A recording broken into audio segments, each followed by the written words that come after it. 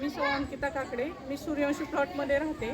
आज आमच्या इथे पूर परिस्थिती निर्माण झालेली आहे, त्यासाठी बाबाचे विशेष आलेले आहेत। त्यांनी आम्हाला सहकार्य करायसाठी प्रोत्साहन दिलं आहे आणि त्यांनी गाड्या पाठवत आहेत आमच्यासाठी, लोकांना मदत झालेली आहे। या लोकांची खूप गैरसोय झालेली आहे। आज आम्ही पृथ्वीराज पाटील फाउंडेशनतर्फे बऱ्याच लोकांना शाळेत कुठे कुठे शिफ्ट केलेले आहे। एक माणुसकीचा धर्म म्हणून आम्ही हा सगळा करतोय।